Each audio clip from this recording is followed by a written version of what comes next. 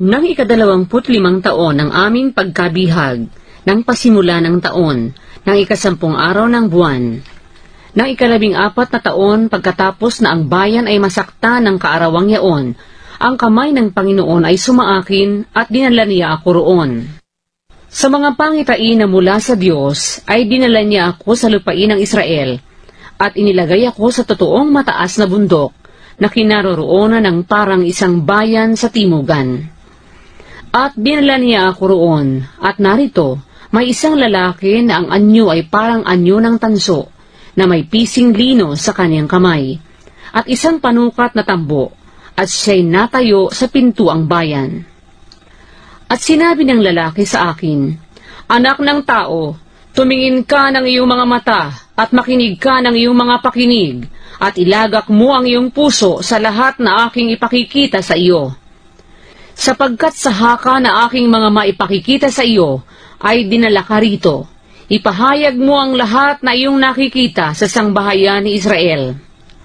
At narito, isang kuta sa dakong labas ng bahay sa palibot, at sa kamay ng lalaki ay isang panukat na tambo na may 6 na siko ang haba, na tig-1 siko at 1 dangkal ang luwang ng bawat isa. Sa gayoy kanyang sinukat ang luwang ng bahay na 1 tambo, at ang taas 1 tambo. Nang magkagayoy, naparoon siya sa pintuang daan na nakaharap sa dakong silanganan at sumampa sa mga baitang yaon, at kanyang sinukat ang pasukan sa pintuang daan, 1 tambo ang luwang, at ang kabilang pasukan 1 tambo ang luwang. At bawat silid ng bahay ay 1 tambo ang haba, at 1 tambo ang luwang, at ang pagitan ng mga silid ng bantay ay 5 siko, at ang pasukan sa pintuang daan sa tabi ng portiko sa pintuang daan sa dako ng bahay ay 1 tambo. Kanya rin namang sinukat ang portiko sa pintuang daan sa dakong bahay, 1 tambo. Nang magkagayoy, sinukat niya ang portiko sa pintuang daan, 8 siko, at ang mga haligi niyaon 2 siko, at ang portiko sa pintuang daan ay nasa dako ng bahay. At ang mga silid ng bantay ng pintuang daan sa dakong silanganan ay 3 sa dakong ito, at 3 sa dakong yaon. Ang 3 ay iisang sukat, at ang mga haligi ng pintuan ay iisang sukat sa dakong ito, at sa dakong yaon. At kanyang sinukat ang luwang ng pasukan ng pintuang daan, 10 siko, at ang haba ng pintuang daan, 13 siko. At ang pagitan sa harap ng mga silid ng bantay, 1 siko sa dakong ito, at ang isang pagitan, 1 siko sa dakong yaon. At ang mga silid ng bantay, 6 na siko sa dakong ito, at 6 na siko sa dakong yaon. At kanyang sinukat ang pintuang daan mula sa bubungan ng isang silid ng bantayan hanggang sa bubungan ng kabila. May luwang na 25 siko, pintuan sa tapat ng pintuan. Gumawa naman siya ng mga haligi ng pintuan na 60 siko, at ang looban ay hanggang sa haligi. Ang pintuang daan ay sa palibot. At mula sa harap ng pintuang daan, sa pasukan hanggang sa harap ng pinakaloob na portiko sa pintuang daan ay 50 siko. At may makikipot na dungawan sa mga silid ng bantay at sa mga haligi ng mga yaon sa loob ng pintuang daan sa palibot, at gayon din sa mga hubog, at ang mga dungawan ay nasa palibot sa dakong loob, at sa bawat haligi ay may mga puno ng palma.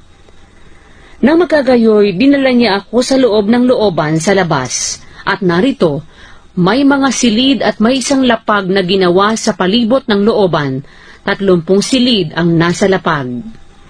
At ang lapag ay nasa tabi ng mga pintuang daan, ayon sa haba ng mga pintuang daan, sa makatwid bagay ang lalong mababang lapag.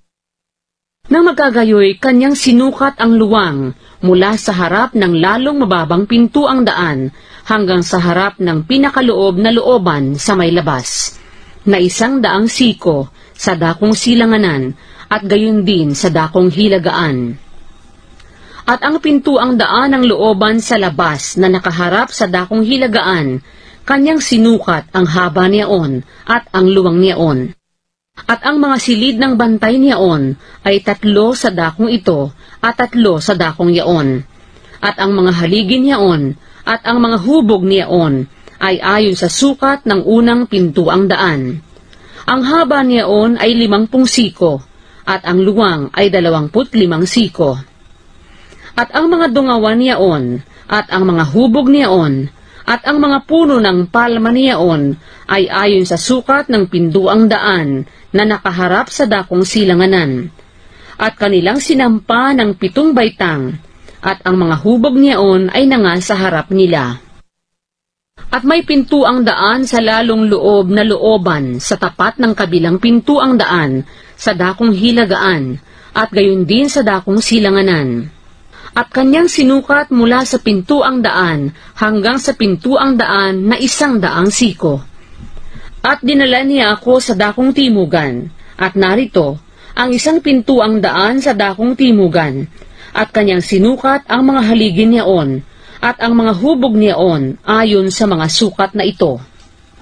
At may mga dungawan doon, at sa mga hubog niyaon sa palibot, gaya ng mga dungawang yaon, ang haba ay 50 siko, at ang luwang ay 25 siko.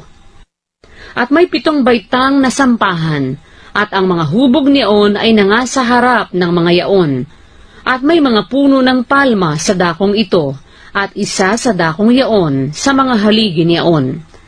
At may pintuang daan sa lalong loob na looban sa dakong timugan.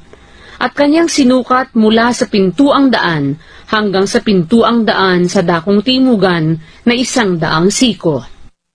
Nang magkagayoy, dinala niya ako sa lalong loob na looban sa tabi ng pintuang daan sa timugan. At kanyang sinukat ang pintuang daang timugan ayon sa mga sukat ding ito. At ang mga silid ng bantay niyaon at ang mga hubog niyaon ay ayon sa mga sukat na ito. At may mga dungawan niyaon, at gayon din sa mga hubog niyaon sa palibot. May 50 siko ang haba, at 25 siko ang luwang. At may mga hubog sa palibot, na 25 siko ang haba, at 5 siko ang luwang. At ang mga hubog niyaon ay nanga sa dako ng looban sa labas, at mga puno ng palma ang nanga sa mga haligi niyaon, at ang sampahan ay may 8 baitang. At dinala niya ako sa lalong loob na looban sa dakong silanganan, at sinukat niya ang pintuang daan ayon sa mga sukat na ito.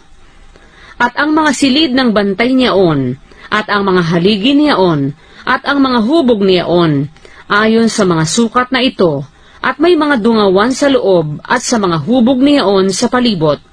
May 50 siko ang haba, at 25 siko ang luwang. At ang mga hubog niyaon ay nanga sa dako ng looban sa labas, at mga puno ng palma ang nanga sa mga haligi niyaon, sa dakong ito at sa dakong yaon, at ang sampahan ay may 8 baitang. At dinala niya ako sa pintuang daang hilagaan, at sinukat niya ayon sa mga sukat na ito. Ang mga silid ng bantay niyaon, ang mga haligi niyaon, at ang mga hubog niyaon, at may mga dungawan sa loob sa palibot. Ang haba ay 50 siko, at ang luwang ay 25 siko. At ang mga haligi niyaon ay nanga sa dako ng looban sa labas, at mga puno ng palma ang nanga sa haligi niyaon, sa dakong ito at sa dakong yaon, at ang sampahan ay may 8 baitang. At isang silid na may pintuan ay nasa tabi ng mga haligi sa mga pintuang daan. Doon sila naghugas ng handog na susunugin. At sa portiko ng pintuang daan ay may 2 dulang sa dakong ito at 2 dulang sa dakong yaon upang patayin doon ang handog na susunugin, at ang handog dahil sa kasalanan, at ang handog dahil sa pagkakasala. At sa isang dako sa labas, na gaya ng kung sasampa sa pasukan ng pintuang daan, sa dakong hilagaan, ay may 2 dulang, at sa kabilang dako, na ukol sa portiko ng pintuang daan ay may 2 dulang. 4 na dulang sa dakong ito, at 4 na dulang sa dakong yaon sa tabi ng pintuang daan, 8 dulang ang kanilang pinagpatayan ng mga hain.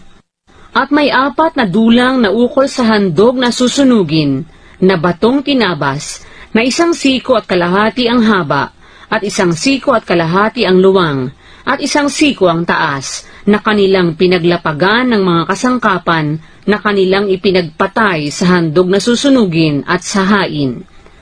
At ang mga pang-ipit na may 1 lapad ng kamay ang haba, ay natitibayan sa loob sa palibot, at nasa ibabaw ng mga dulang ang laman na alay.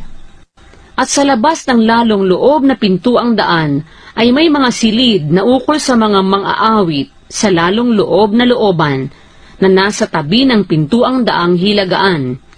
At mga nakaharap sa timugan, isa sa dako ng silangan ng daan, na nahaharap sa dakong hilagaan. At kanyang sinabi sa akin, ang silid na ito na nakaharap sa dakong timugan ay sa mga saserdote, sa mga namamahala sa bahay. At ang silid na nakaharap sa dakong hilagaan ay sa mga saserdote na mga namamahala sa dambana. Ang mga ito ay mga anak ni Sadok, na sa mga anak ni Levi ay nagsilapit sa Panginoon upang magsipangasiwa sa kanya. At sinukat niya ang looban na 100 siko ang haba, at 100 siko ang luwang, parisukat, at ang dambana ay nasa harap ng bahay. Nang magkagayoy, dinala niya ako sa portiko ng bahay, at sinukat niya ang bawat haligi ng portiko, na 5 siko sa dakong ito, at 5 siko sa dakong yaon, at ang luwang ng pintuang daan ay 3 siko sa dakong ito, at 3 siko sa dakong yaon.